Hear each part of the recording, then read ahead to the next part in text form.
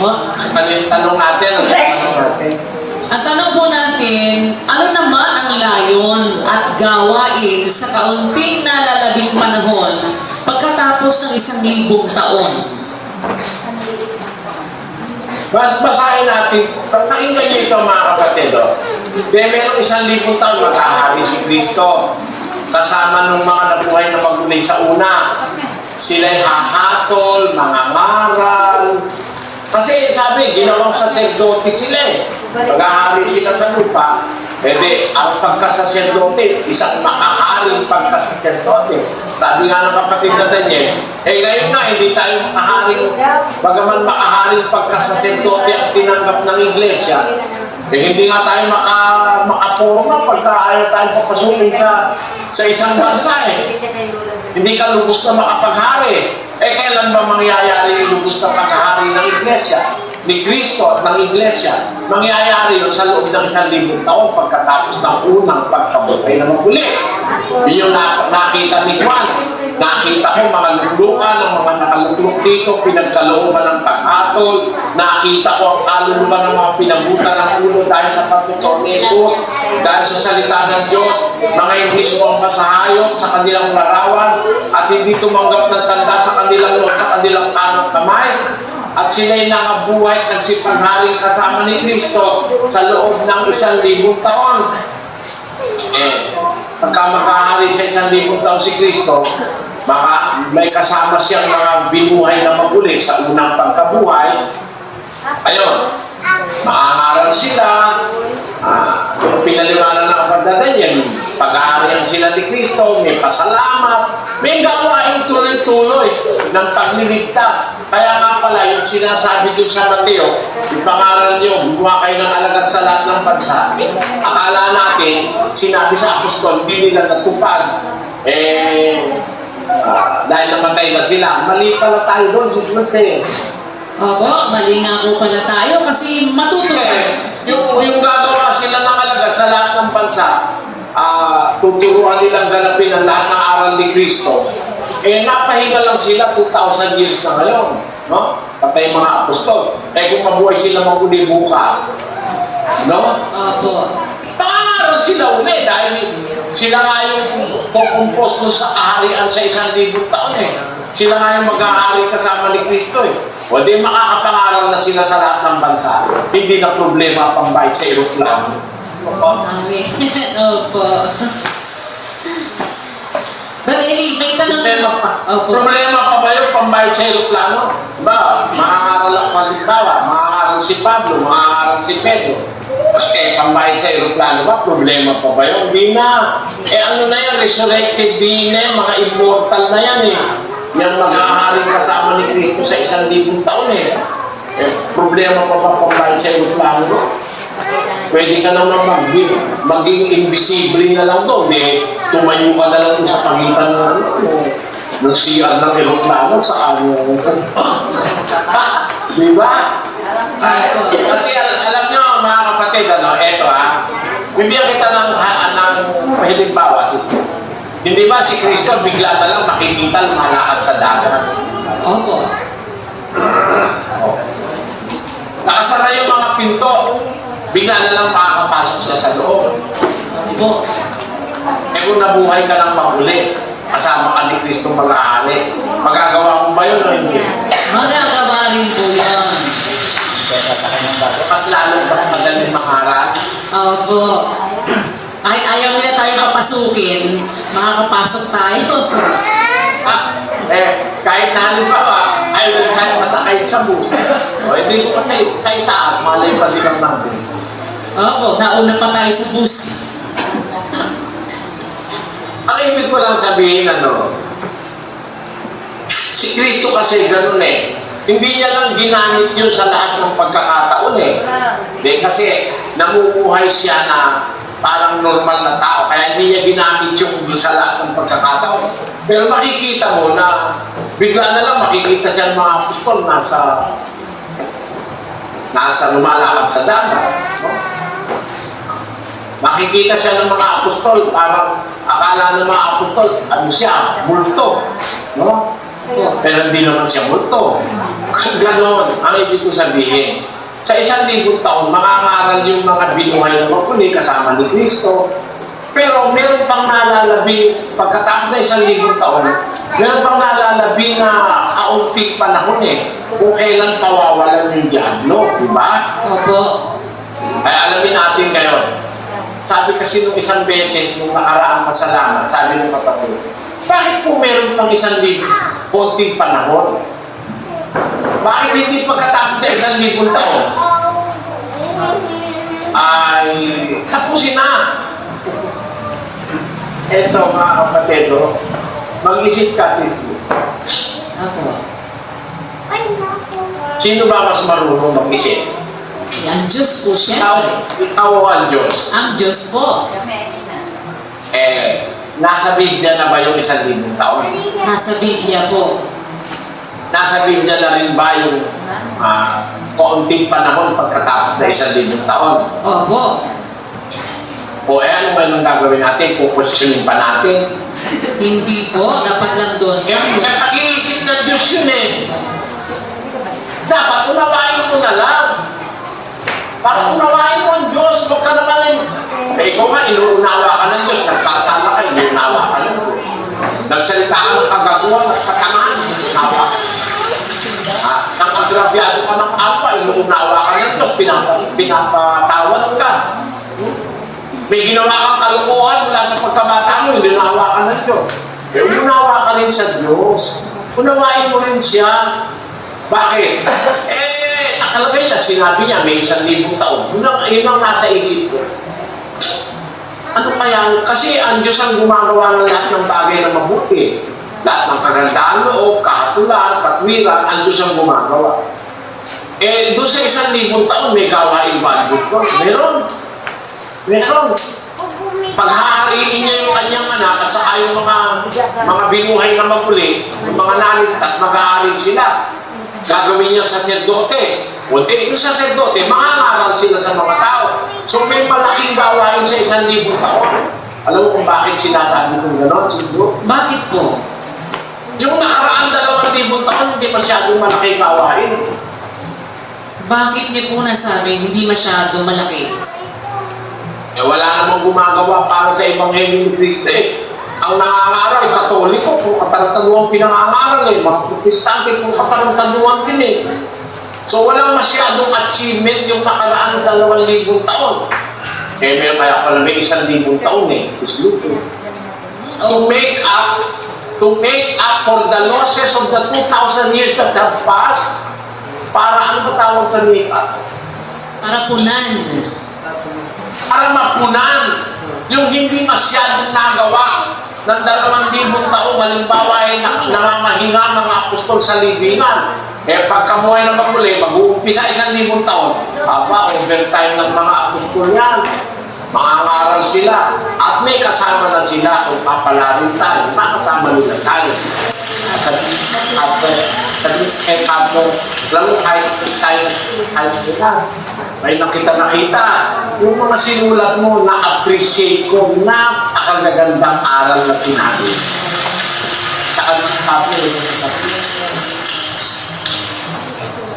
Sabihin ko pa nga kay Pablo, yan din ang tinuro ko sa mga inakay ko Yan ang Ebanghelyo mo. But matanong ko lang po, yung bang mga leaders na kaya ni Pablo, ni San Pedro, ni Juan, mga leader ng iglesia, pagdating po ba doon, recognize ba sila na leader sila? Or paano po? Ipapakilala? Siyempre. Di ba ginawa sila ng ang panoorin ng sanlibutan, ng mga anghel, ng mga tao. Kung mga anghel ba, nagre-recognize sa mga apostol, tayo pa. Amen. Kaya lang, huwag mong sasabihin doon na ikaw ay kay Pablo, o kaya kay Pedro ka, o kay Tomas. Tayo lahat kay Kristo. Amen.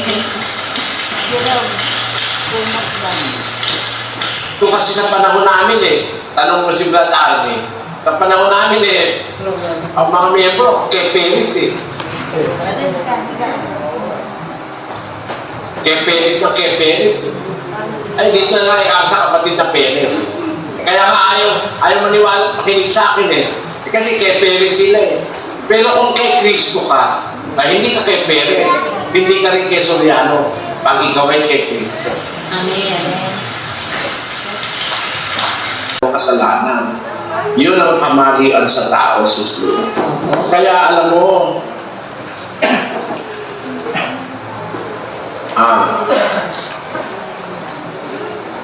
ang Diyos magpapahintulot na magkaroon ng salo, mga kung ano-anong mangyayaring mga bagay na mahirap sa loob ng nalalabing konting panahon after na 1,000 taon. Na paghahari ni Kristo, papawalan ng demonyo, siya ngayon ang gagawa ng habok sa mundo. Pero kaya papahintulutan ng Diyos yun, Sis Luzano. Doon sa mga panahon na yun, na ang tao ay nahihirapan na,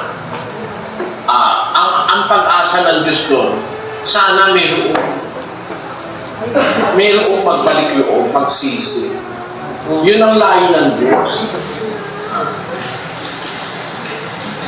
Alam mo ba ang mangyayari doon sa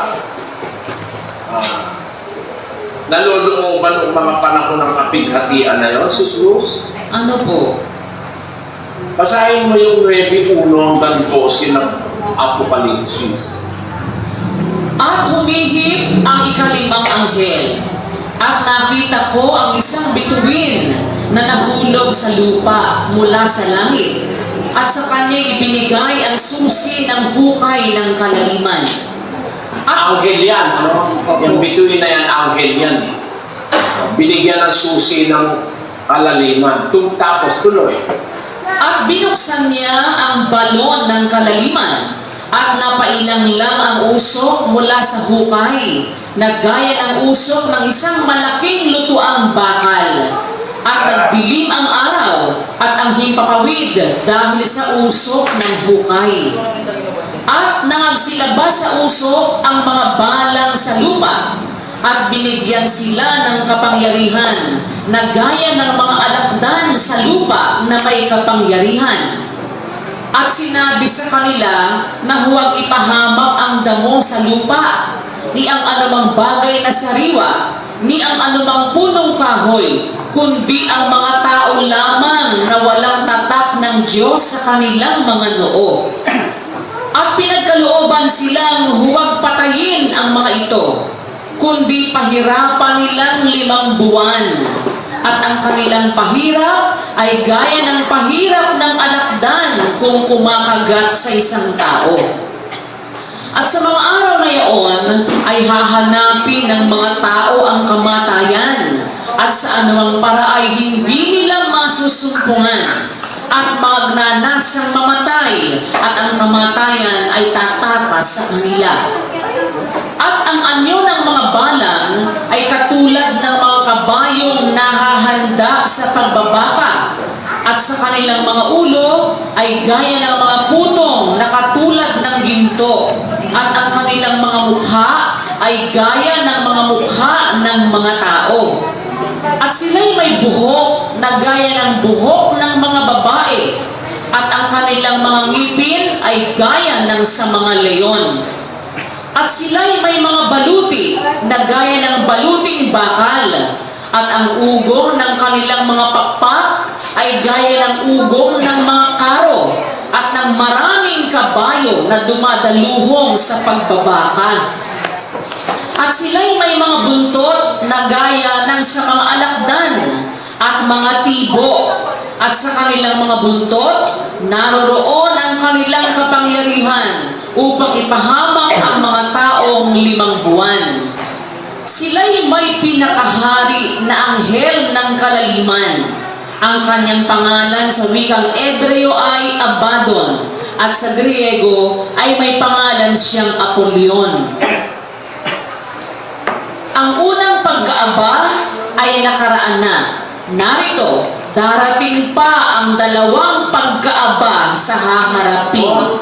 Doon pala sa nalalabing konting panahon, Sis Luzan. Pagkatapos ng 1,000 years, may nalalabing konting panahon. Meron palang 3 pagkaaba roon. Ang unang pagkaaba, yung mga tao papahirapang kakagatin ng mga alakda na kabayo na 5 buwang kakagatin pero hindi mamamatay. Opo. Sa araw na yon, hahanapin ng mga tao kamatayan ngunit hindi nila masusuntungan at magnanasang mamatay ang kamatayan tataka sa kanila. Opo. Kung naisip nyo mga kapatid, bakit papayagan Diyos na meron ganito? Tandaan nyo, babalik tayo sa prinsipyo, doon sa diwa ng Diyos. Kaya nga ang tao, pinapayagan niya makaranas ng pigati para manumbalik sa Kanya. Opo. Alam mo nangyari, pagkaraan ng unang pagkaaba. Kasi yun ang unang pagkaaba eh. Opo. Alam mo nangyari yun, Sis? Ano po? Sa 18, sa 9, diyan pa rin sa kapitulo na yun. Sa pamamagitan ng 3 salot na ito, ay napatay ang 3 bahagi ng mga tao sa pamamagitan ng apoy at ng usok at ng asupre na nangagsisilabas sa kanilang mga bibig. Sapagkat, May napatay na 3 bahagi ng tao doon sa 3 salot, ano? opo, Kasi meron mga pagkaaba nga eh, mga pagkaaba eh. Meron sa asupre, na usok ng asupre at apoy lumalabas doon sa mga bibig ng nakakabayo. Tapos meron pang yung mga kabayo naman na umakagat na parang alakdan yung kanilang mga bunto, no? 5 buwang magpapahirap sa mga tao. Yung mga sinasabi nila, ano? Alam mo, magiging resulta dyan sa 11, 13, 14 ng Apokalipsis. at ang oras na yaon ay nagkaroon ng isang malakas na lindol at nagiba ang 10 bahagi ng bayan. At may nangamatay sa lindol na 7,000 katao. At ang mga iba ay nangatatakot at nangagbigay ng kaluwalhatian sa Diyos ng langit. Nakaraan na ang 2 pagkaaba. Narito, nagmamadaling dumarating ang 3 pagkaaba. Tamo, ang unang pagkaaba, yung pinakinagat ng mga alakdan. Tama, Sis? Tama po.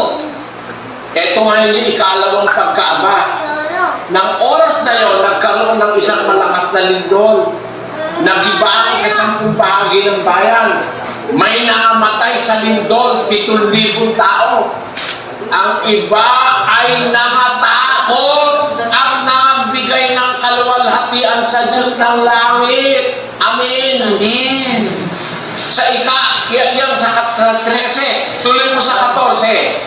Nakaraan na ang 2 pagkaaba. So, dun sa 2 pagkaaba, mayroong nangatakot ngayon. Nagbunga na ngayon yung malaking kapigatian ng mabuti. Amen. Opo. May naligtas pa po doon sa 2 pagkaaba. Nakuha mo yung kapatid na Roland? Opo, kapatid na Eli, na kaya pinapayagan ng Diyos na makaranas ang mga tao, partikular po dito sa mga taong mabubuhay sa malaking kapighatian, para may pagkakataon sila na kung maranasan nila yan sa lupa, matakot po, magsisi, magbalik loob sa Diyos, kapatid na Eli. Gaya po nang nangyari dito sa 2 pagkaaba, nagresulta po ng maganda yung layunin ng Diyos na may magbalik loob pa sa mga tao na yan na nabubuhay sa malaking kapigatian, nangyari nga po doon sa 2 pagkaaba. Yun. Lahat ng ito nangyayari ito after 1,000 years eh. Opo. Nakikinig kayo mga apalit?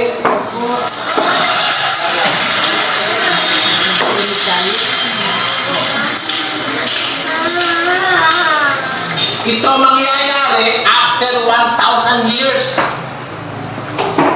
Opo. Tapos na hahari ni Kristo noon. Opo. Nakatapos tapos na yung pag-aari ni Kristo, tapos na yung 1,000 years. Pero meron pang kaunting panahon. Pero kaunting panahon na yun, hindi oras lang yun. Hindi pwede sabihin isang taon lang yun. Siklus. Bakit po? May yun lang agatan ng alakdal, 5 buwan yun eh. Opo. So meron pa rin tiyempong nakapaloob doon sa kakaunti na yun. Giving humanity the last chance. Amen. At may mamamatay pa nga nun eh. Opo. Ngayon, ang problema mo dyan, hindi ba Brad Kelly, sabi ng isang kapatid, pagkatapos ng 1,000 taon mabubuhay na yung mga patay. Opo. Wala naman nakalagay na pagkaraan ng 1,000 taon buhay na agad mga patay. Hindi sisus ganon. Paano po? Ang sabi ko sa Apokalipsis 25, Ang mga iba sa mga patay ay hindi nangabuhay hanggang sa naganap ang 1,000 taon. Ito ang unang pagkabuhay na mag-uli. unang pagkabuhay na maguli. Tapos, ang iba sa mga patay, hindi nabuhay hanggang sa naganap ang 1,000 taon. So, yung susunod na pagkabuhay, yun ay magaganap after nung 1,000 years. Pero walang nakalagay na pagkatapos ng 1,000 taong buhay ng mga patay. Hindi ganoon. Pagka naganap na yung 1,000 taon, doon magaganap na yun yung pagkabuhay na huling pagkabuhay. Pero kaunting panahon na iaalaw ang Diyos. Alam mo kung bakit, Sis Lou? Bakit po? Mag-isip kayo mga kapatid. Hindi ba ang mabubuhay sa unang pagkabuhay na maguli yung mga namatay kay Kristo? Opo. Yung mga hindi nakasama, Doon na po yun sa pangalawa. sino ba yung hindi nakasama sa unang pagkabuhay na maguli? Yung mga hindi banal at hindi pumapalad. Sino nga yun? Asan yung galing? Saan po galing? Saan galing?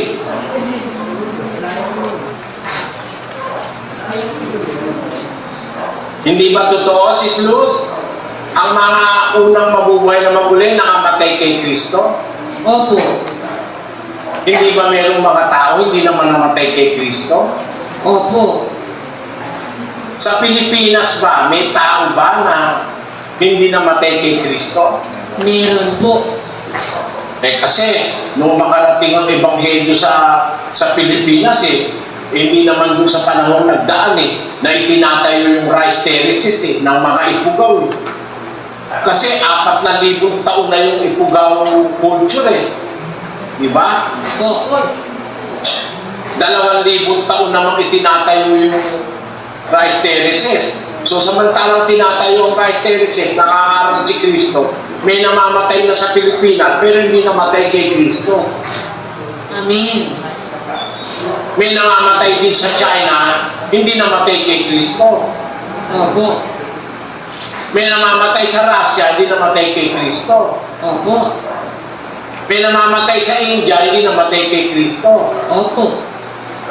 Dahil nung nasa lupa si Kristo, hindi naman siya nagpunta ng India. Opo. Sa ilan? So napakaraming namatay kay Kristo. Mula nung una hanggang sa panahon ni Kristo, napakaraming namatay na hindi kay Kristo namatay. Diba? Opo. Ay, imagine mo kasama lahat yan dun sa huling mabubuhay. Opo. Ano? Opo. At dun sa huling mabubuhay, may maliligtas doon. Opo. Hindi ba totoo? Yung mamamatay sa mga salot doon sa kaunting panahong nalalabi after 1,000 years, di ba bubuhayin din yung mga yun? Opo. Nakasakay ka, Brother Roland? Opo, kapatid na Eli. Yung nangamatay kay Kristo, yun ang unang mabubuhay na maguli. Sino yung mga buhay na natitira? Di yung buhay na natitirang nabubuhay kay Kristo. Aagawing kasama nung namatay kay Kristo, yung nabubuhay na natitirang nabubuhay kay Kristo. Kaya nabubuhay na natitira, ang proportion konti lang, hindi masyadong marami yun. Opo, konti lang. Maraming nabubuhay, hindi natitira kay Kristo. Maraming nabubuhay, hindi nabubuhay kay Kristo. Konti lang yung natitirang nabubuhay. Nabubuhay kay Kristo. Alam mo kung bakit konti? Bakit po? Kasi nga, hindi mo nga masasabing 1% o 2%. Bakit po, Brad Eli? Ilan ba yung 2% ng 7.5 billion? Ilan lang yun? Tingnan natin. Kung sabihin mo 2% ng 7.5 billion, ang ibig sabihin nun, ilan? 150 million. 150 million yung 2%. Kung 1% ng 7.5 million, 75 million. Million lang. 75 million. Marami yun. Ang binabanggit ng salita ng Panginoon, ang nabubuhay na natitira. Bakit ko sinasabing konti yun? Si Kristo kasi may sabi, may ilang nakatayo rito, hindi makakatikim ng kamatayan. 16:28 ng Mateo. Yun ang guide para maintindihan mo yung sinasabi ni Pablo, ang nangabubuhay na natitira, hindi na makakatikim ng kamatayan, aagawin na. Ilan yun? Sabi ni Kristo, ilan? A few. Nakukuha mo, Brad Danny? Amen po, kapatid na Eli. Ganun po pala ang magiging proportion dahil nga dun sa ganung tiyak po kasi ang salita ng ating Panginoong Hesukristo sakto. Kaya pala po ilan, kumpara dun sa napakalaking bulto ng mga tao na yun na halos, sabihin na nga lang po na 1% is still 75 million pa rin. Kumpara nga po dun sa mga hindi makakasama, napakaliit lang po ng porsyento nung makakasama. Kaya tama po ang salita. Matitirang buhay Opo. kay Kristo. Opo. Kasi unti-unti na ang mga tao nauubos na, nawawala na talaga sa Kristo. Miski mismo yung nagsasabi sila'y Kristiyano, hindi na nabubuhay kay Kristo. Hindi na sa aral ni Kristo sumusunod. Ang sinusunod, mga bula ang Kristo. Kaya kung titignan mo yung percentage, yung talagang nabubuhay kay Kristo, na kasamang aagawin nung nangamatay kay Kristo, napaka-minimal. Ang guide ko ron, yung sinabi ni Kristo, may ilan sa nangakatayo rito, hindi matitikman ng kamatayan. Sa anumang paraan, hanggang sa makita nila ang anak ng tao.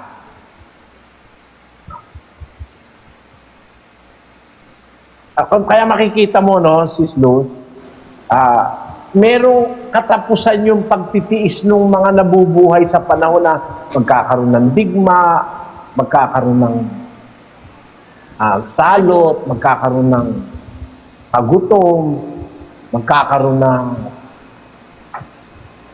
lindol sa iba't ibang dako. Ano lang yun yun ang makakaranas doon. At makakaranas yun ng mga kahirapan, yung mga tao na bubuhay sa panahon na yon. Pero ang magtitiis sa kanila hanggang wakas ng alin? Hanggang wakas nung pag-agaw na po. Oo. Kasi hindi mo naman pwedeng sabihin na yung mga tao na yon, magtitiis yun hanggang sa wakas ng 1,000 taon. Ang haba naman. Di ba? Opo. 1,000 taon, wakas din yun Tura rin yun closure din yun Di ba? Opo. Naintindihan mo, Brad Danny? Amen po, kapatid na Eli.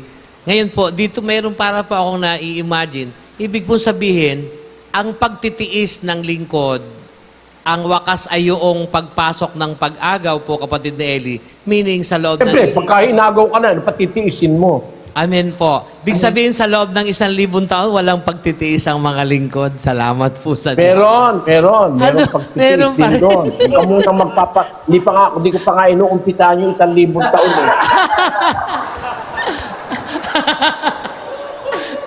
Ganon. O, edi ang wakas nung era na yon, yun yung pag-agaw, Amen. Amen po. yung pagkabuhay na mag-uli. Pagkatapos na mabuhay na mag-uli, yung mga maliligtas sa panahon na yon, aagawin sila kasama ng mga buhay, mag-uumpisa na naman ng isang tura. Sa panahon. Yung end nung yung closure nung isang end na yon, yung closure na yon, yun naman ang umpisa ng panibagong opening ng tura. Basahin mo yung 24 ng Apokalipsis. At nakakita ako ng mga luklukan, at may mga nagsisiluklok sa mga ito. Sila'y pinagkalooban ng paghatol. At nakita ko ang mga kaluluwa ng mga pinugutan ng ulo dahil sa patutuo ni Jesus at dahil sa salita ng Diyos.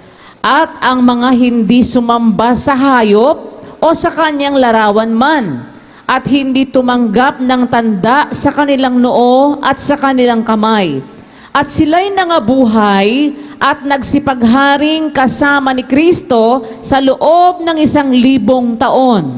Ayon, sa bakatid, yung pagkabuhay na maguli na unang pagkabuhay, kung saan yung nabuhay aagawing kasama nung natitirang buhay, yung nabuhay muli, kasama nung naiwang buhay na natitira, aagawin. Doon mag-uumpisa ngayon ang isa pang epoka. 1,000 taon naman. Doon. Na? Opo, Brad Eli. Ako mo? Opo. Mula sa pagkabuhay na mag-uli nung mga kay Kristo, namatay kay Kristo, mula doon sa point na mabuhay silang mag-uli at maagaw, mag-uumpisa naman ngayon ng 1,000 taon. Panag ba yun, kapatid na Danny? Maliwanag po, opo kapatid na Eli. Ito'y panibagong pasimula na pagkatapos po ng pagkabuhay, papasok na po yung 1,000 years period, panibagong pasimula na naman po ito kapatid na Eli. Yan. Pagka natapos na yung, maghahari ngayon sila ng 1,000 taon, di ba? Opo. Di ba? Opo. Yung nabuhay na maguli na una, maghahari ng 1,000 taon. Opo. Doon sa paghahari nila na 1,000 taon, no? Pagka natapos yun, yung paghahari nila na 1,000 taon, eto ngayon ang katapusan nun, 15:24 ng unang Korinto. Kung magkagayoy, darating ang wakas. Pagka ibibigay na niya ang kaharian sa Diyos. Hindi ba siya ang maghahari ng 1,000 taon? Opo. Pag natapos na pala yung paghahari niya na 1,000 taon, ibibigay niya na yung kaharian sa Diyos. Di ang Diyos na maghahari. Opo. Ha? Opo. Tama, Brad Danny? Opo, kapatid na Eli. Kasi yung salitang, pag ibibigay niya na ang kaharian sa Diyos, kasi 1,000 taon nga siya maghahari pagdating anong wakas, bibigay niya na ang kaharian sa Diyos. Anong wakas yun? Yun ang wakas ng 1,000 taon. Tama? Amen. Tama po. Pakinggan niyo mga kapatid. Yung wakas ng 1,000 taon, hindi yun ang wakas ng sanlibutan.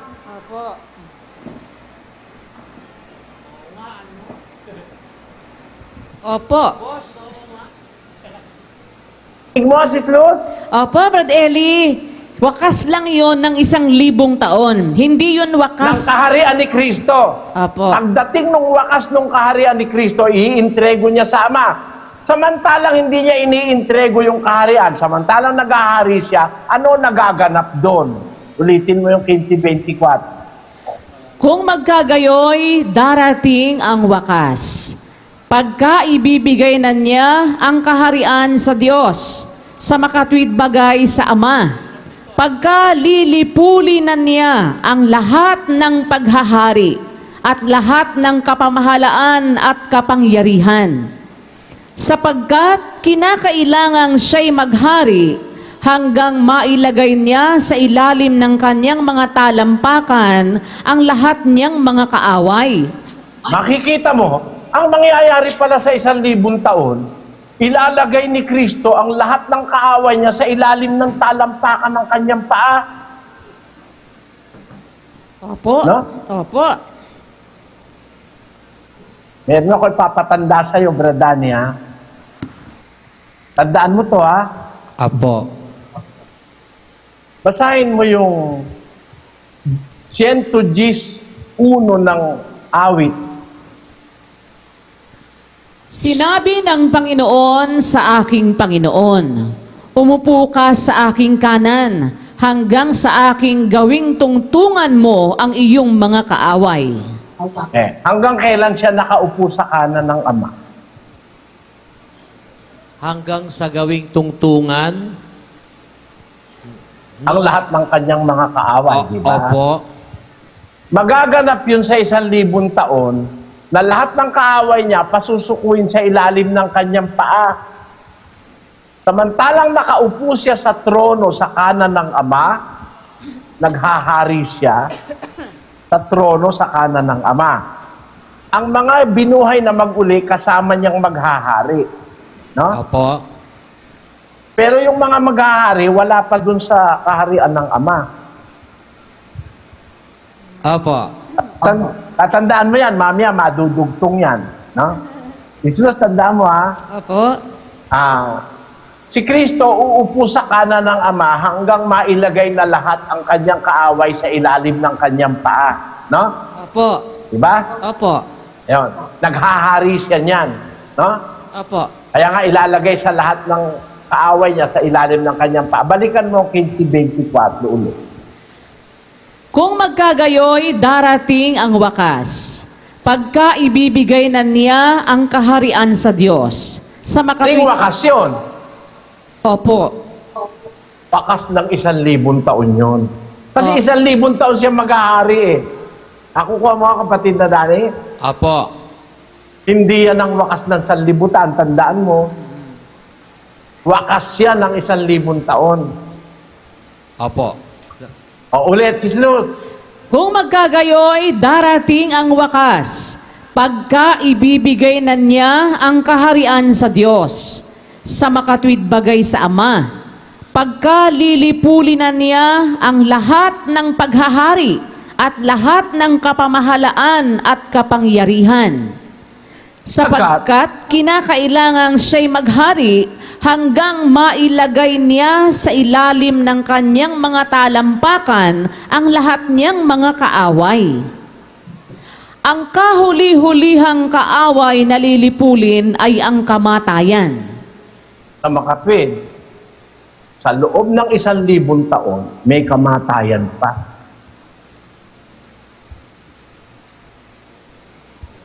Opo. Yung mabubuhay ng mga tao sa 1,000 taon, mamamatay, papanganak, mamatay, papanganak, mamatay, papanganak. Marami pansali ng lahi yun, ano, Sislus? Opo. Gets mo, Brad Danny? Opo. Amen po, kapatid Nelly. May Si mamamatay pa po. 26 ulit, 26 ulit. Ang kahuli-hulihang kaaway na lilipulin ay ang kamatayan. Oy, Sapagkat kanyang pinasuko ang lahat ng mga bagay sa ilalim ng kanyang paa. Datapwat, kung sinasabi, ang lahat ng mga bagay ay pinasuko, ay maliwanag na itinangi iyaong nagpasuko ng lahat ng mga bagay sa kanya. At kung ang lahat ng mga bagay ay mapasuko na sa kanya, kung magkagayoy, ang anak rin ay pasusukuin naman sa nagpasuko ng lahat ng mga bagay sa kanya, upang ang Diyos ay maging lahat sa lahat. kaya, gusto ko ulitin mo uli yung 28. At kung ang lahat ng mga bagay ay mapasuko na sa Kanya, kung magkagayoy ang anak... Teka, kung lahat ng bagay mapasuko na sa Kanya, kung magkagayon. Ano yung kung magkagayon? Then natapos na yung 1,000 years. Ang paghahari niya. Pag natapos na yung 1,000 years, yung anak papasukuin din ng nagpasuko ng lahat ng bagay sa Kanya. Papasukuin ng ama. Ang ama na ngayon na maghahari. No? Opo. Kaya, yung oras at araw ng pagbabalik niya, walang makakaalam. Kahit ang anak, kasi ang ama naghahari ng panahon na yun na babalik. Tandaan mo, Sus. Opo. Tandaan mo sinasabi ko, babalikan natin yan mamaya. Dadani, nakasunod ka. Opo, kapatid na Eli, opo. Kasi pagkatapos ng 1,000 taon, napasuko na lahat ng kaaway. No? Opo. Kung magkagayon, ang anak pasusukuin. Pero yung salitang kung magkagayon, meron pang natitirang panahon doon. Opo. Pagkatapos kasi ng 1,000 taon, pawawalan si Satanas na nakakulong sa loob ng 1,000 taon. Dadayain niya ngayon ang mga bansa. Sino mga bansa? Yung hindi naniwala sa 1,000 taong paghahari ni Kristo at ng kanyang mga banal. Magiging subject yun sa pandaraya ni Satanas pag nakawala na siya 1,000 taon siya nakakulong. Nag-uulol sa galit yun. No?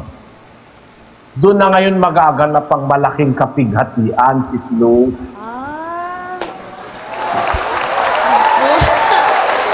Ganun pala. Doon po pala yung malaking kapighatian sa time na yon. Patunayan natin, ha? 15, Mateo 25, isahin natin. 24, 21. Sapagkat kung magkagayoy, magkakaroon ng malaking kapighatian na ang gayoy di pa nangyayari buhat sa pasimula ng sanglibutan hanggang ngayon at ni hindi na mangyayari kailanman. At malibang paikliin ang mga araw na yaon, ay walang lamang makaliligtas. Datapwat dahil sa mga hirang, ay paiikliin ang mga araw na yaon. Paikliin, ibig sabihin, tatapusin. Opo. Hindi mo naman, sabi nga ni kapatid na Daniel kanina, pwede mo ba paikliin yung 1,000 taon? Naka 1,000 taon, nakatakdaan na talaga yun. Alin ang mapapaikli? Hindi naman pwedeng paikliin yung araw natin ngayon. Pag natapos na ngayon, wala nang 1,000 taon. Kailan magaganap yung pagpapaikli? Hindi ngayon. Dahil pag pinaikli ngayon, hindi mangyayari 1,000 taon. Hindi rin naman pwedeng paikliin yung 1,000 taon. Alin na lang ang natitirang paikliin? Yung natitirang kaunting panahon ng Diablo. Naintindihan mo? Good? Opo, ganun pala. Salamat sa Diyos. Yung pala, yung paiikliing araw, yung araw na nakawala na yung demonyo at nandadaya siya ng mga bansa na hindi naniwala sa pangangaral ng Panginoong Hesukristo. Yun ang paiikliin para may mga maligtas pa po sa panahon nga na yon. Kasi kung hindi, walang maliligtas. Ang pagpapaikli nun, alam mo kung paano, Sis Lou? Paano po? Basahin mo yung 24, 29. Datapwat, karakarakang pagkatapos ng kapighatian sa mga Ano ba ibig sabihin ng karakaraka? right Walang after. maraming pagitan yon. Karakarakang pagkatapos ng kapighatian sa mga araw na yon, magdidilim ang araw. Ang buwan hindi magbibigay ng liwanag. Malalaglag ang mga bituin mula sa langit. Magsisipangatalang mga kapangyarihan sa mga langit. At kung magkagay lilitaw ang tanda ng anak ng tao sa langit, kung magkagay magsisitaghoy ang lahat ng mga angkan sa lupa. Sino yung tataghoy? Lahat ng hindi naniwala kay Kristo na napadaya kay Satanas, no? Opo. Opo. Ako kwa mo? Opo, yun sila ang... Makikita nila ang anak ng tao na pariritong sumasalapap ng langit na may kapangyarihan at dakilang kaluwalhati. Amen. Kailan siya makikita, Sis Luz? Pagkatapos na po nung malaking kapighatian, Kasi karak-karakang pagkatapos ng kapighatian sa mga araw na yon, magdidilim na ang araw. Dadating siyang maliwanag, kitang-kita siya. opo,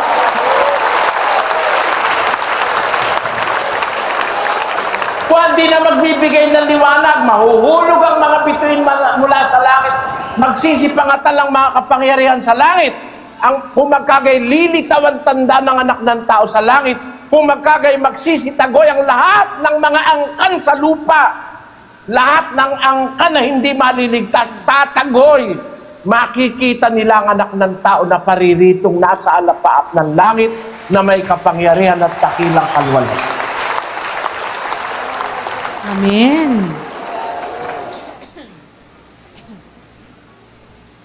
Isipin niyo mga kapatid, alin ang paiikliing araw? Hindi pwedeng paikliin yung ngayon. Dahil may kasunod pa tayong 1,000 taon. Hindi pwede naman paikliin yung 1,000 taon. Kaya 1,000 taon nga yun eh. Alin ang paiikliin? Wala nang pwedeng paikliin kundi yung pagkatapos ng 1,000 taon na nakawala si Satanas, siya ang gagawa ng malaking kapighatian sa mga tao. Yung rebellion ni Satanas, yun ang gagawa ng malaking kapighatian sa tao. Pero hindi papayag ang Diyos doon. Kasi pag hindi pinaikli ng Diyos yun, walang lamang makakaligtas. Para may maligtas, paikli ng araw, tatapusin niya yon, yung rebellion na yon. Islo. Amen. Pero alam mo ba ang mga mangyayari doon? Ano po? Atin naman, mag-isa-isa tayo, no? Pagkatapos ng 1,000 taon na paghahari ni Kristo, papawalan si Satanas. Tama? Tama po. Alam mo pa mangyayari? Ano po? 25 ng Apokalipsis. Ang mga iba sa mga patay ay hindi nangabuhay hanggang sa naganap ang 1,000 taon. Ito ang unang pagkabuhay na mag-uli. Pagkatapos ng pagkabuhay na maguling una, magaganap sa 1,000 taon. Pagkatapos ng 1,000 taon, dun po susunod yung huling pagkabuhay. Opo. Opo. Lahat ng tao nun buhay na. Opo. Wala lang hindi buhay nun. Opo. Kasi nabuhay na yung una, lahat ng mga natitira, bubuhayin pagkaraan ng 1,000 taon. Doon sa bubuhayin pagkaraan ng 1,000 taon, Islo, dapat mo maisip doon na may kasama ron na namatay sa loob ng 1,000 taon. Opo. Meron pa. Dahil may kamatayan pa sa loob ng 1,000 taon eh. Diba? Opo. Yung mga namatay ng una at saka yung namatay sa nalolooban ng 1,000 taon, saka yung namatay sa panahon natin na hindi nakasama sa unang pagkabuhay na maguli, mabubuhay na lahat ng tao noon. Diba? Opo. Ayun. Pagbuhay na lahat ng tao, pagkatapos ng 1,000 taon, buhay na lahat ng tao, mag-uulol na ng pandaraya si Satanas. No? Opo. Yun ang pinakadelikadong panahon eh. Alam mo kung ba't napakadelikado noon, Sis Lou? Bakit po, Brad Eli? Nagaganap yung malaking kapighatian ng gugulo si Satanas. No? Opo. Ano na nun eh, abnormal na buhay nun eh. Paano pong abnormal, Brad Eli? Kasi karakarakan pagkatapos ng kapigatian sa araw na yun Di ba, magdidilim na ang araw. Opo. Diba? Opo. Malalaglag na ang mga bituin sa langit. Di ba? Opo. So, ang hinaharap nun, mula sa umpisa nung katapusan ng 1,000 taon, mag-uumpisa yung pandaraya ni Satanas. Ano yun? Matinding kasamaan na nasa mundo noon. Tapos mga kapigatiang hindi pa nangyayari. Sa mga panahon na yun, nag-aantay ka ng Kristo. Opo. Kasi doon siya magliligtas No? Opo. Para nga mailigtas yung mga hirang Di ba? Opo.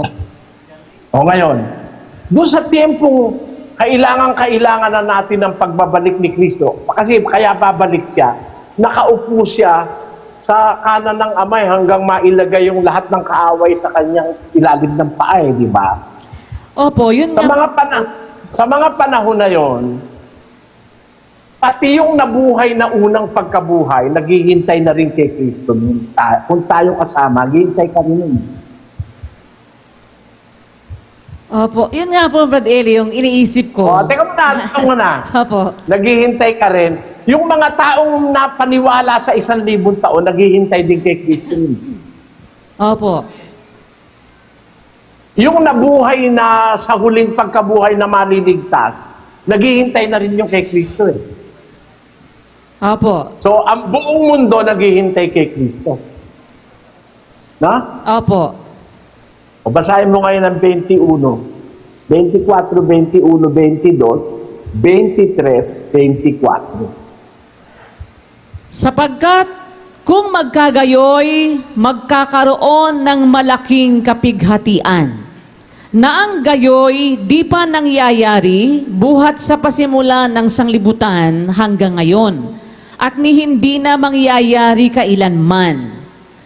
At malibang paikliin ang mga araw na yaon, ay walang lamang makaliligtas. Datapwat.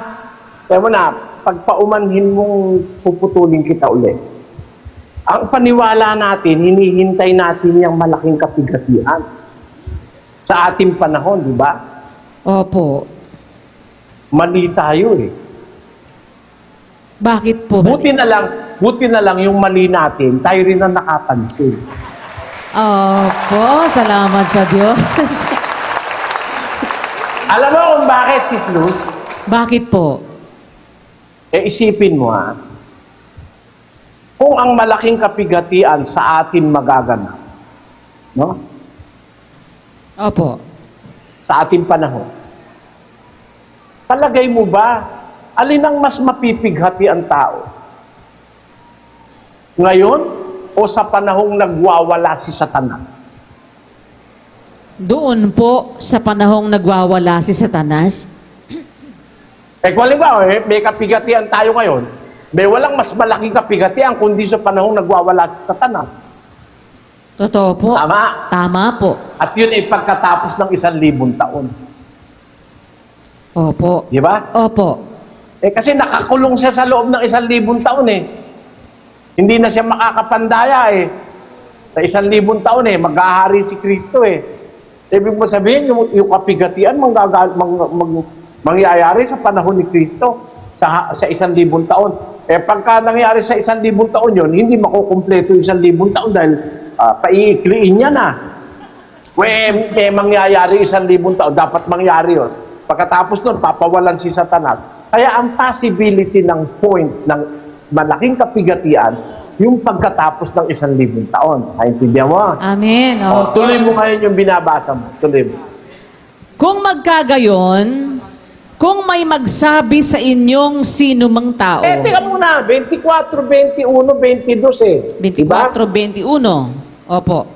Sapagkat kung magkagayoy, magkakaroon ng malaking kapighatian, na ang gayoy di pa nangyayari buhat sa pasimula ng sanglibutan hanggang ngayon, at ni hindi na mangyayari kailanman.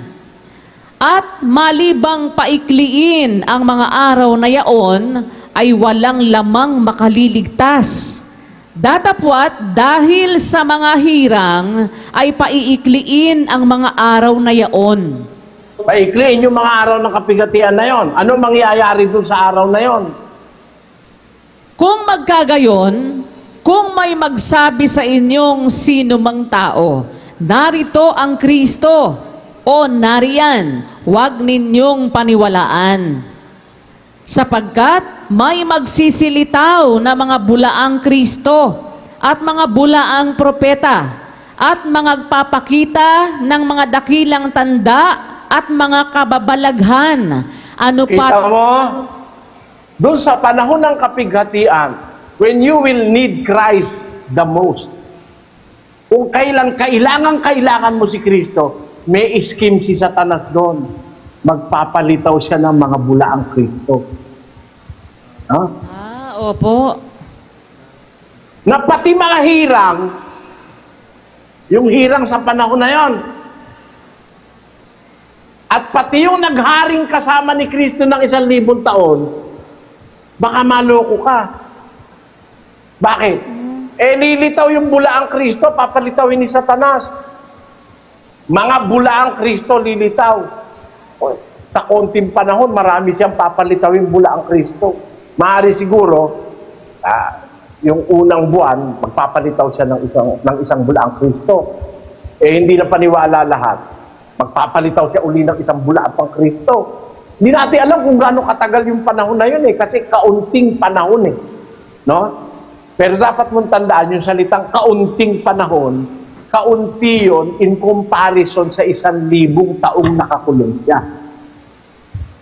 Opo. Naintindihan mo ako, Brad Danny? Amen po. Yung palang kaunting panahon na yon, ikinukumpara doon sa 1,000 taon na kung saan ay kinulong siya. Kaya yung kaunting panahon na yon, hindi mo pwede sabihin na yun 2 araw, 3 araw lang. Kasi maglilitaw ang mga bulaang Kristo at mga bulaang propeta. Hindi si Kibulo yan. Kasi yung mga bulaang Kristo na yan, magpapakita yan ng mga dakilang tanda at kababalaghan. Meron pa nga sa Apokalipsis, magpapababa pa ng apoy mula sa langit yung mga bulaan na yan si Apollo Kibuloy naman, hindi nga marunong magpaapoy sa kalan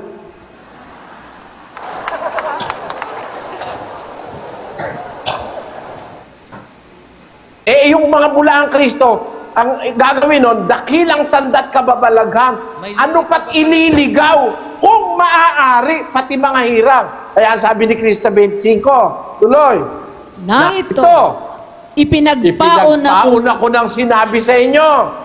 Kaya nga, kung kanilang sasabihin, narito, nasa ilang siya, huwag kayong magsilabas. Narito, siya'y nasa silid, huwag ninyong paniwalaan. Bakit? Sapagkat gaya ng kidlat na kumikidlat sa silanganan, nakikita hanggang sa kalunuran, gayon din naman ang pagparito ng anak ng tao.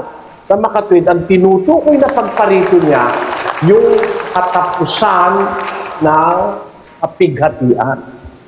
Tama yung nasa 24. Karak-karakang pagkatapos ng kapighatian sa araw na yon, magdidilimang araw, ang buwan din magbibigay liwanag, lilitaw ang tanda ng anak ng tao. Di ba? Yun ang sinabi niya Doon sa titas na binabasa natin ngayon sa 24, 20, 23 at 24, ang sabi doon, pagka nagaganap na yung malaking kapigatian, kung kailan hinihintay na natin nung lahat ng hirang, pati mga apostol na nabuhay na, pati tayo kung sakaling kasama tayo sa awa ng Diyos, naghihintay na tayo ng Kristo kasi alam na natin ngayon na yung malaking kapighatian na yon, paikliin yun. Hinihintay mo na si Kristo. Doon naman papalitawin ni Satanas yung maraming mga bulaang Kristo. Magpapakita ng mga dakilang tanda't kababalaghan. Ililigaw kung maaari pati mga hirang. Kaya sabi ni Kristo, narito, pinagpapaon ako ng sinabi sa inyo. Naku, matatandaan mo yung Brad Danny pagdating ng paghuhukom na yun. Ayun, nung panahon na yun. Matatandaan mo itong sinasabi ko sa iyo ngayong gabi na pinagpauna na sa atin. Huwag kang maniniwala kahit may umuulan na ng apoy sa langit. Huwag kayong maniniwala mga kapatid. Kung kasama kayong naghihintay dun sa pagkatapos ng malaking kapigatian, naghihintay ka na ng pagdating ni Kristo after 1,000 years. Nagkapigatian na, tapos andun tayo, naghihintay tayo ng pagparito ni Kristo. Kasi nakaupo siya sa luklukan ng Ama, di ba? Sa langit. Naghahari siya, pero wala siya sa lupa. Nandun siya sa luklukan ng Ama sa langit. Ang mga naghaharing kasama niya, yung mga nabuhay na maguli ng unang pagkabuhay. Kaya yung mga naghahari na yon, pati yung mga binuhay na maguli pagkaraan sa 1,000 taon, saka yung mga hirang, sama-sama tayong naghihintay ngayon pagbalik ni Kristo. Doon kay tiyempohan ni Satanas, magpapalitaw siya ng mga bulaang Kristo. Ipapakita ng mga dakilang tanda at kababalaghan. Kung maaari, iriligaw pati mga hirang. Kaya narito, pinagpapauna ko ng sinabi sa inyo. Kung magsasabi sila, nandun sa ilang, nandun, huwag kayo maniniwala. Kasi, kung gaya ng kidlat na kumidlat sa silanganan, nakikita sa kalunuran, gayon ang pagparito niya, hindi lihim. So, ang tinutukoy na pagparito, yung pagparito, pagkatapos ng malaking kapigatian, para iligtas na yung kanyang mga hirang. No? Opo. Sunod ka, Brad Danny? Opo, kapatid na Eli, opo. Ganun po pala yung sequence ng pangyayari na iniisip ko nga po kanina nung binanggit ninyo, ibig sabihin, pagka pinawala na si Satanas, may lilitaw pang mas matitinding antikristo po, kapatid na Eli. Hindi, walang kwenta si Kibuloy. Ano yung mga kung ano-ano ka? Magsasalita, hindi man totoo. Sabi, binigay na sa akin ng Ama ang lahat ng power, lahat ng prestige, binigay na sa akin, lahat ng wealth. Kung totoo, binigay na sa iyo lahat. Bakit mga alagad mo nakakarating sa Brazil, panghihingi rito? Binigay na lahat na yung power, namamalimos pati hanggang ngayon mga miyembro mo, hanggang sa Brazil, namamalimos. Tinan mo itong kawalang yan itong si Kibuloy. Pabasahin mo nga. Sabi niya dito, the turnover of power. April 9, 2004 was the formal transition of the power and glory from the hands of Lucifer, the devil, to the hands of the Son, who was made heir to the throne of the Father. This was the formal transition of all riches and wealth, fame, honor, and prestige. I have taken over the power. Biro mong binigay na raw sa kanya lahat ng wealth, fame, and power. Bakit ang mga miyembro mo namamalimos hanggang Brazil?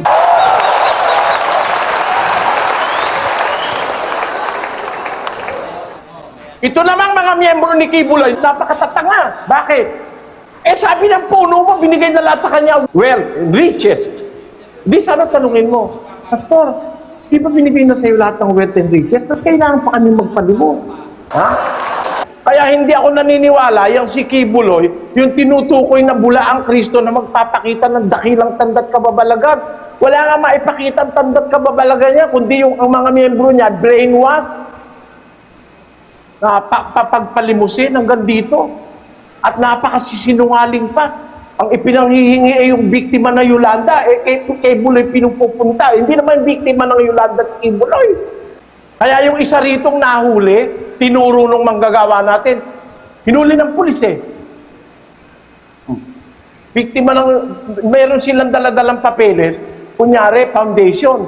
Ayan o. Tingnan mo basahin mo si Sluth. Ayan po. Compartilhe suas bensaos para vítimas do tufao nas Pilipinas. Por favor. Ayan, doe. Pilipinas. Doação para o órfão, crianças carentes na Asia y Sul America. Pero mong ginagawang kawalang niya. Napakasisinungaling. Yan, Portugis yan, salita na yan Ibig sabihin, naghihingi sila hanggang dito. Pinaghihingi si Kibuloy, napakawalang yung mga tao. Kaya yung sasabihin mo, si Kibuloy, bulaang Kristo. Bulaang Kristo yan na low grade. Po. Ngayon niyang siya, ngayon lang. Lalabas nagmula ang Kristo, lalabas yon sa panahon ng kapighatian. Yung mga bulaang Kristo na yon na magpapakita ng mga dakilang tanda at kababalagan. Tandaan nyo mga kapatid, sa araw na yon kung magiging dapat kayo sa Diyos, maaalala nyo itong sinasabi kong ito. Pag meron ng lumilit, naghihintay tayo ng pagbabalik ni Kristo noong panahon na yon. Pagkatapos ng 1,000 taon, sa panahon ng malaking kapighatian, hintay na hintay ka na kay Kristo noon dahil gusto mo nang madala na sa langit, sa kaharian ng Ama. Doon tiyempo ni Satanas, magpapalitaw siya ng mga bulaang Kristo, dadayain ng mga tao. Mali, kung pwede lang ililigaw pati mga hirang. Kaya sabi ni Kristo, narito, pinagpauna ko ng sinabi sa inyo. Pag sinabi nilang, nandun sa silid, nasa ganile, huwag kayong maniniwala. Kasi ang pagparito ni Kristo, parang kidlat na kumidlat sa silangan, nakikita hanggang kaluluran. Yun ang sabi niya. Kaya hindi po, hindi yung Kristong paparito, bigla na lang nasa silid o nandun sa makikita mo yun, pumaparito sa alapaap, nagliliwanag kasi yung araw na yon wala nang araw at wala nang buwan. Kitang-kita mo na si Kristo. At ang kasunod nun, mawawala na pati mundo. Mawawala na pati mundo, sis Luz. 20:11 ng Apokalipsis. At nakita ko ang isang malaking luklukang maputi at ang nakaluklok doon, na sa kanyang harapan ang lupa at ang langit ay tumakas at walang nasumpungang kalalagyan nila. At nakita ko ang mga patay, malalaki at maliliit, na nangakatayo sa harapan ng luklukan. At nangabuksan ang mga aklat, at nabuksan ang ibang aklat, na siyang aklat ng buhay. At ang mga patay ay hinatulan ayon sa mga bagay na nasusulat sa mga aklat. Ayon sa kanilang mga gawa. Pos? At ibinigay ng dagat ang mga patay na nasa kanya. Kita mo, pati ang salita ng Biblia, eksakto. Ano po yun? Hindi ba sa 11, tumakas na yung langit at lupa? Opo. Kaya, yung nakasulat sa 20:13, ibinigay ng dagat ang mga patay na nasa kanya. Ibig sabihin, bago tumakas yung langit at lupa, binigay na ng dagat yung patay na nasa kanya. Ibinigay na ng libingan yung mga patay na nasa kanila. Tapos, kumarap na sa hukuman, hahatulan na. Bakit ang ginamit ibinigay ng dagat? Ba't hindi nakalagay ibibigay ng dagat? Kasi nga, sa versikulo 11, tumakas na nga yung langit at saka yung lupa, nakatakas. Malis na, nawala na ang langit at lupa. Para wala nang hindrance, makita mo na yung, wala nang nakakasagabal para makita mo yung tronong puti. Kaya ang exact ng pagka-eksakto ng Biblia, no? Ginamit yung salitang past tense. Sa 20:11, sa 20:13, ibinigay ng dagat ang mga patay na nasa kanya. Binigay ng kamatayan at ang Hades ang patay na nasa kanila. Hinatulan sila, bawat isa, ayon sa nasusulat sa aklat, ayon sa kanyang mga gawa. Di ba ganon? No? Opo. Kita mo. Kaya ang mangyayari, pagkatapos ng kapighatian, lilitaw na si Kristo. Doon sa tiempo na yon, doon mahahayag ngayon yung malaking luklukang maputi. Mawawala ang langit at lupa, mahahayag yung luklukang maputi, yung trono ng Diyos. No? Opo. Alam mo mangyayari ron na sinasabi ni Kristo? Ano po? Balik sa Mateo 24, yun ang ulat ng lahat ng mangyayari, tinanong ng mga apostol Sinagot ni Kristo yun ang sabi doon sa Mateo 24:30. Umpisa mo sa 29,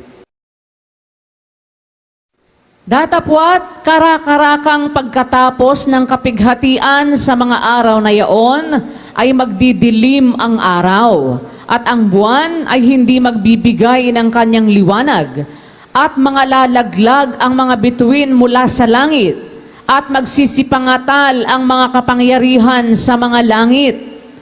At kung magkagayoy, lilitaw ang tanda ng anak ng tao sa langit.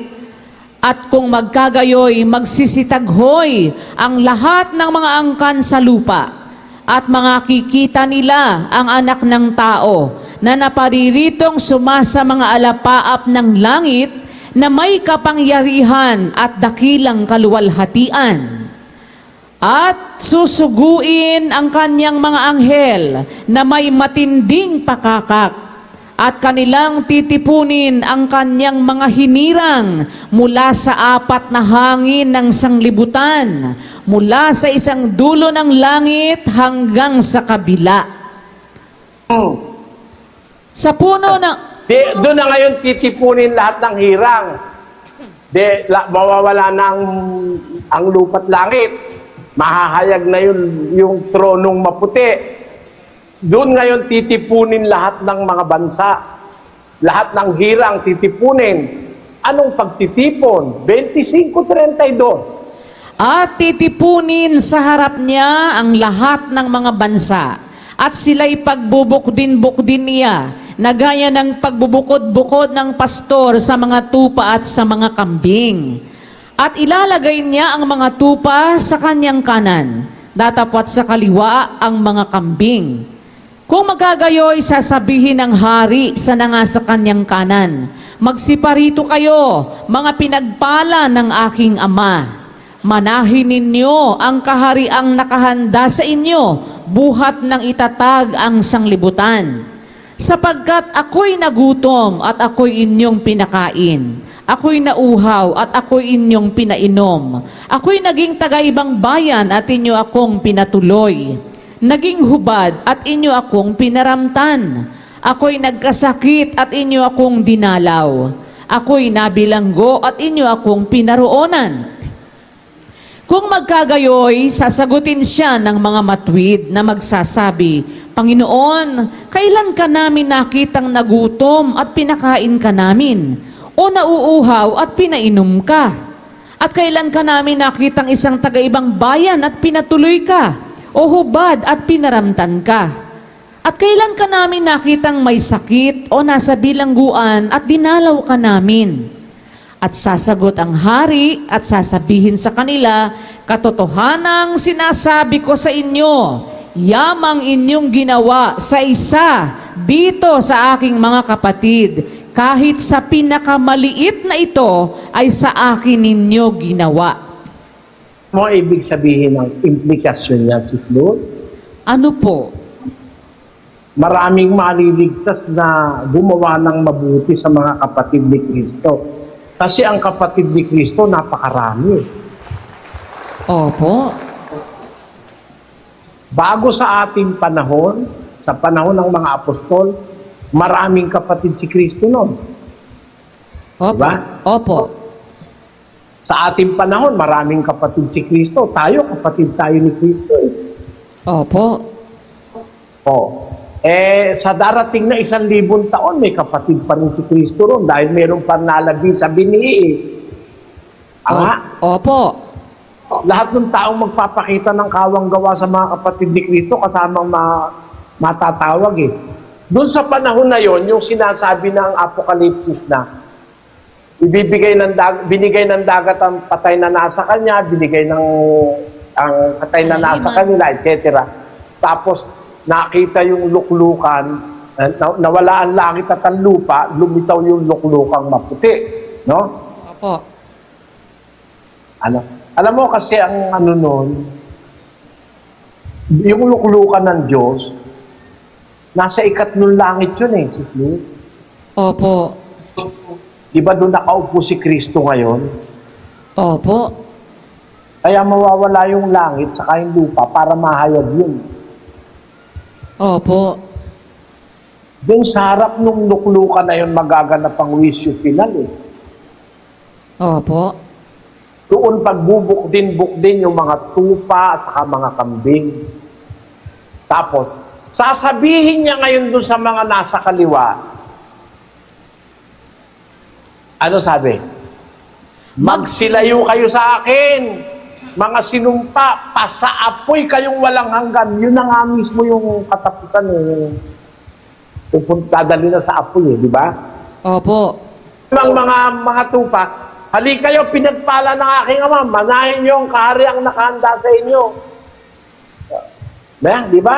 Opo. Pero alam mo kung bago mangyari yun, Sis Liz, napapasok sa kaharian. Ano po? 15:24 ng unang Korinto. Kung magkagayoy, darating ang wakas. Kas ng 1,000 taon. Opo. Pagka ibibigay na niya ang kaharian sa Diyos, sa makatwid bagay sa Ama, pagka lilipulin na niya ang lahat ng paghahari at lahat ng kapamahalaan at kapangyarihan. Pag nalipol na lahat sa 1,000 taon, iintrego niya na yung kaharian sa Ama, di ba? Opo. Pero doon sa pagitan ng 1,000 taon at pag-iintrego ng kaharian sa Ama, doon nga magaganap yung kaunting panahon ni Satanas na mandaya, di ba? Opo. Yung kabalaking kapighat. Alam mo? Opo. Oo, yung malaking kapigatian doon magaganap din. Alam mo doon sa mga panahon na yon, Sis Luz, na dadating yung Kristo, may matinding pakakak. Sabi dun sa binasa natin, ulit mo nga yun, yung parte na yun. Pagkatapos ng malaking kapigatian, dadating na si Kristo, may matinding pakakak, di ba? Opo, doon sa Mateo yun. Tuloy, basahin mo. Datapwat karakarakang pagkatapos ng kapighatian sa... Yung may matinding pakakak? Yung may matinding pakakak. Ayan, Mateo. At susuguin ang kanyang mga anghel na may matinding pakakak at kanyang titipunin ang kanyang mga hirang mula sa... Titipunin na lahat ng hirang. Tapos titipunin na yung mga tupat sa mga kambing. May matinding pakakak yun. Alam mo, 15:24 yun, di ba? Opo. Wakas ng 1,000 taon yun. Opo. Alam mo, pagkatapos noon, 50 ng 15 pa rin, 50. Sinasabi ko nga ito, mga kapatid, na ang laman at ang dugo ay hindi makapagmamana ng kaharian ng Diyos, ni ang kasiraan ay magmamana ng walang kasiraan. Narito, sinasaysay ko sa inyo ang isang hiwaga. Hindi tayong lahat ay mga tutulog, ngunit tayong lahat ay babaguhin sa isang sandali, sa isang kisap mata, sa huling pagtunog ng pakakak. Ayan na yung kahuli-hulihan tunog ng pakakak. Kasi yung pagtitipon, matinding pakakak ang maririnig sa buong mundo nun. Maghahatulan na, iwalay na yung kambing, iwalay na yung tupa. Ang susunod na huling pagtunog ng pakakak, hindi tayong lahat matutulog, pero lahat tayo babaguhin na lahat ng maligtas sa isang sandali, isang kisap mata. Pagkatapos ng pagbabago na yon, doon ka napapasok sa paraiso.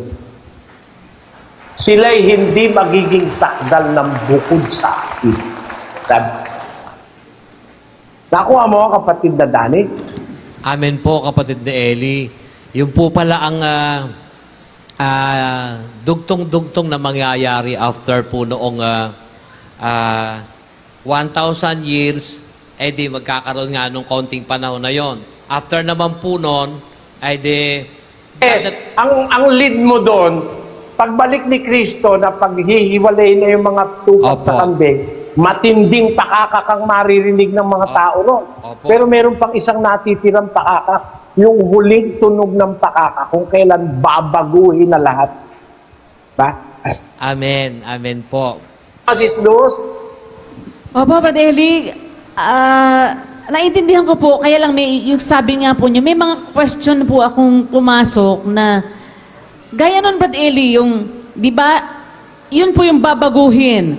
Babaguhin tayo, lahat-lahat ng maliligtas, doon sa huling tunog ng pakakak.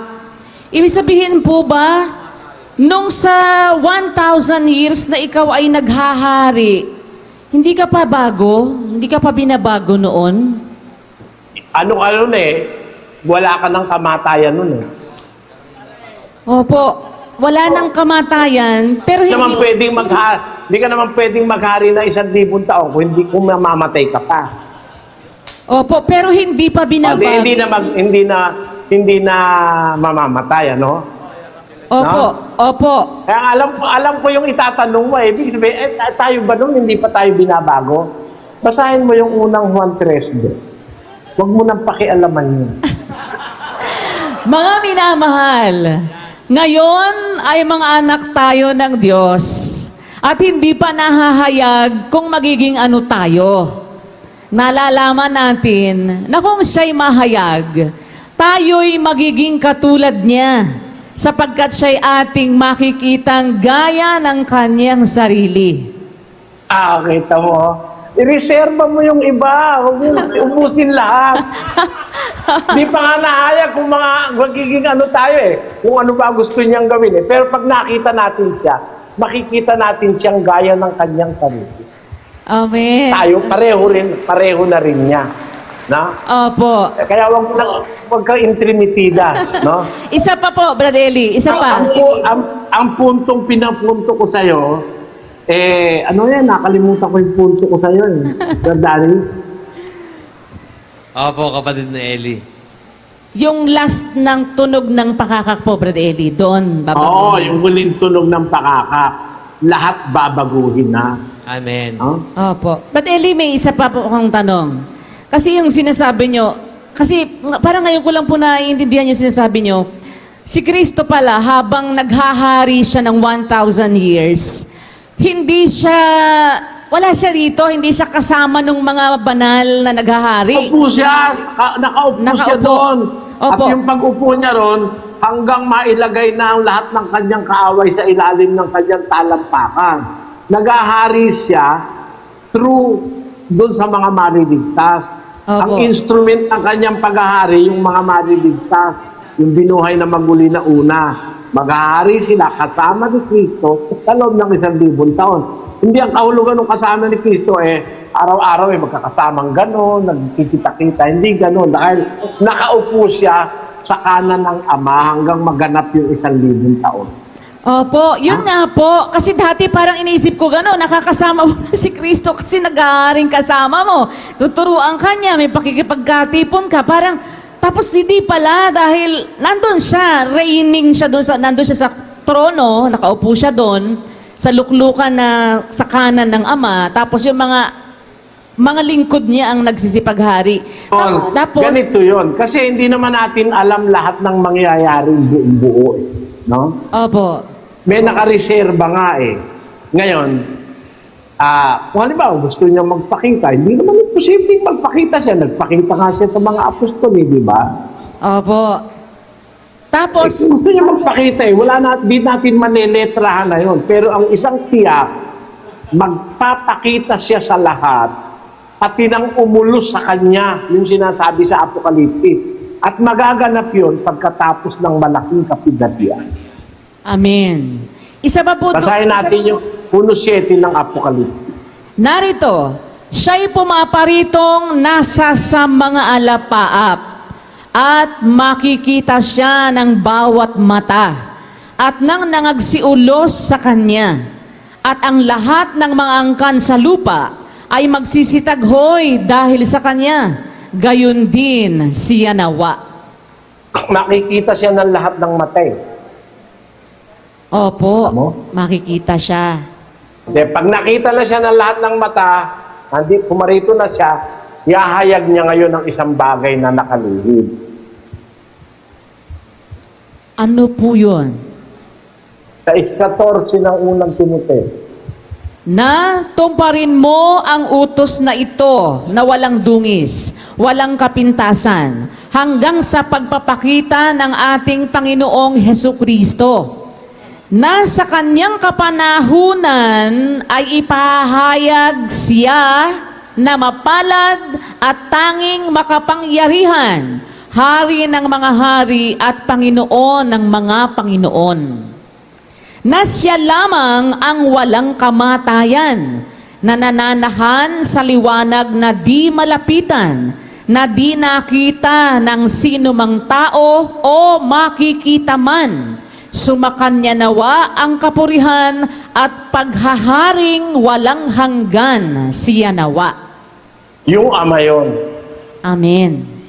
Pag nakita na siya, ipapahayag niya doon sa kinauukulan, hindi sa lahat, no?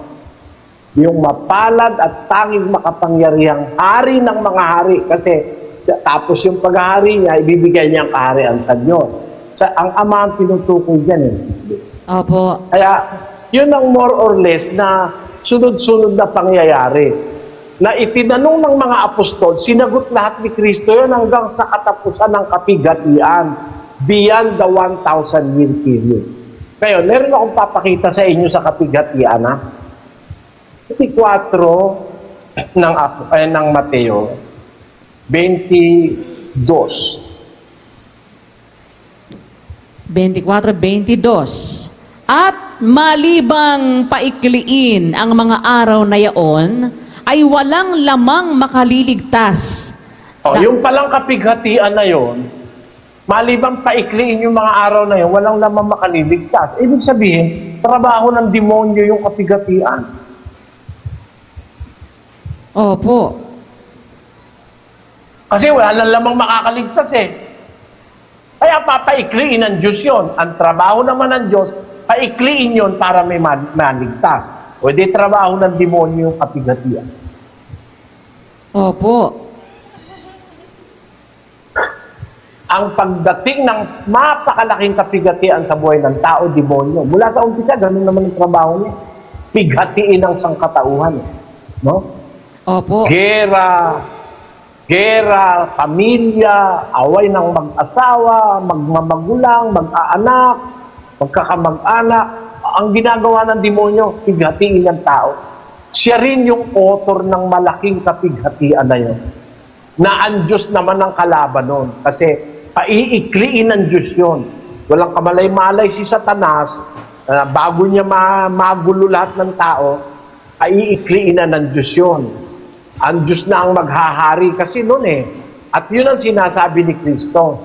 Tungkol sa araw at oras na yaon, yung oras at saka araw ng pagbabalik niya at pagparito na makikita siya ng lahat ng mata, walang makakaalam. Ang Ama lang. Kasi ang Ama naghahari noon. Naintindihan mo? Opo, amen. Yung pala yun, yung pagbalik na ni Kristo, after na ma-turn over na niya sa Ama ang kaharian, yun na yun, yung pagbalik niya, yun pala yung tinutukoy tungkol sa araw at oras na yon, walang makakaalam. Kasi nga po, kahit siya hindi niya alam kasi ang Ama na ang maghahari. So, ang Ama na ang may kapangyarihan kung anong oras at anong araw siya gustong pabalikin ng Diyos na makikita na siya ng lahat ng mga mata. Yun po pala yun, Brad Eli. Ngayon, may tanong lang po ako doon. Yung malaking kapighatian na yun, naggawa ng demonyo, ang maaapektuhan lang naman po noon, yung pong mga tao na hindi, yung lahat ng mga hindi nakinig sa pangangaral sa 1,000. Maepektuhan nun pati yung mga taong maliligtas. Manggagaling nga yung maraming hindi mabilang ng sino man sa malaking kapighatian yan pa. Opo, pero Halimbawa, ikaw Opo. Halimbawa, ikaw yung nakasama sa unang pagkabuhay na mabuli. Naghahari ka sa loob ng 1,000 taon. Kasama ni Kristo. Pagkatapos ng 1,000 taon, mag-uumpisa ngayon yung pagbawala ni Satanas na magkaroon ng kapighatian. Nakikita mo yung mga tao na pipighati. Ikaw na naghahari, hindi ka rin mapipighati. Mapipighati rin po. Kaya pati ikaw, mapipighati rin. Kaya pag nagkasama-sama na kayo sa langit, sabi nung isa sa matatanda, ang mga ito, ang mga nanggaling sa malaking kapighatian, kasama yung nabuhay na maguli. Ayun nga po, Brad Eli. Akala ko, yung lahat ng mga maliligtas, Akala lang nga po, hindi dadating Amerikano. ligtas na doon sa malaking kapighatian, hindi rin pala makakaranas din po sila noon. ang Diyos nga napipigati pag nakikita yung mga anak niyan, nahihirapan. Opo. Yun nga po, Brad Eli. Hindi ka naman Diyos, tao ka rin. Alam mo naman, yung suffering na yun, dinanas mo rin sa buhay mo. Kung nandun ka sa panahon ng malaking kapigatian dahil kasama kang naghahari ni Kristo ng 1,000 taon, kaya mapigatid sa mga paggagagawin dun sa konting panahon na yon, paiikliin ng Diyos yung mga araw na yon para may maligtas pa. Kasi kung hindi paiikliin nyo, wala nang lamang makakaligtas. Alam nyo, ang nakakatuwa mga kapatid, naintindihan natin na yung malaking kapigatian, paiikliin. Ibig sabihin, tatapusin. Hindi sa atin yun. Kasi pag tatapusin na sa atin, hindi na magkakaroon na 1,000 taon. Hindi rin naman sa 1,000 taon paiigsiin dahil 1,000 taon talaga yun eh. Oh. Ang nakakatuwa, inihayag sa atin ng Diyos yung malaking kapigatian, hindi ngayon, hindi sa 1,000 taon, kundi pagkatapos ng 1,000 taon, yung kaunting panahong natitira. Kaya sinasabing kaunting panahon, doon nakatakdang paikliin na ng Diyos yung araw. Mga kapatid, ano ibig sabihin ngayon? Bakit inihahayag ng Diyos sa atin ito? Inihayag ito ng Diyos sa atin para maghanda tayo ng kung ano ang dapat nating paghandaan sa panahon natin. Hindi ang malaking kapigatian ang pinaghahandaan natin, mga kapatid. Ang pinaghahandaan natin ay ang pagbabalik na ni Kristo sa anumang oras at araw ngayon.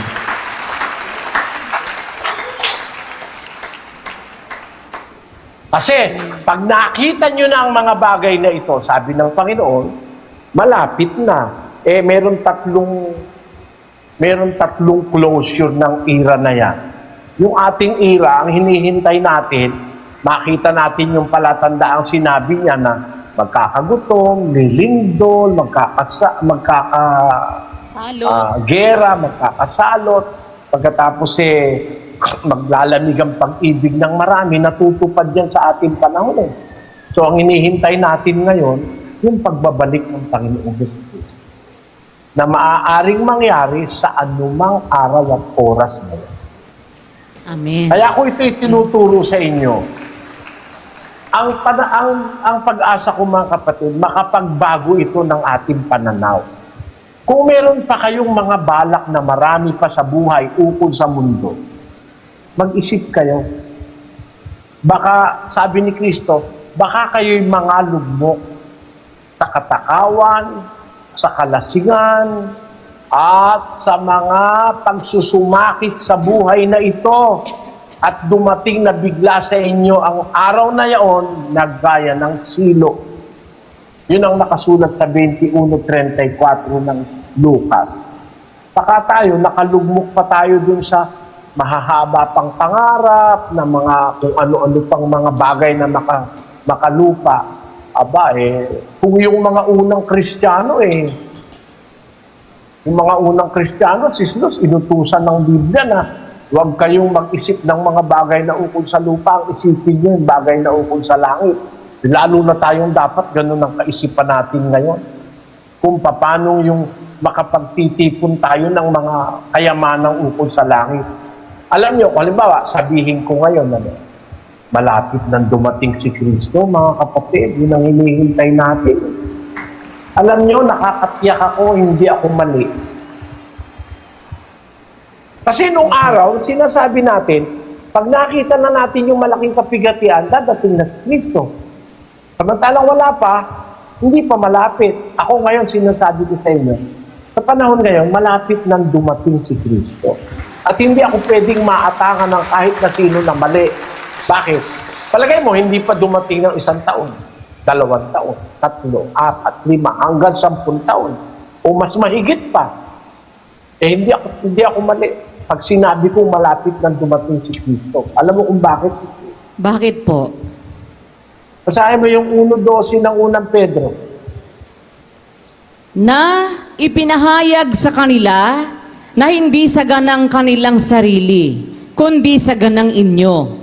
Pinangasiwaan nila ang mga bagay na ito na ngayoy ibinalita sa inyo sa pamamagitan ng mga nagsipangaral sa inyo ng Ebanghelyo sa pamamagitan ng Espiritu Santo na sinugo mula sa langit, na ang mga bagay na ito'y ninanasang mamasdan ng mga anghel. Tamo yung pagpapahayag ng Diyos ng kanyang kalooban, kaya pinapahayag yon hindi dahil sa mga ngaral, kundi sa ganang inyo. Para sa kapatiran, di ba? Opo. Mga hiwaga, mga pahayag ng Diyos.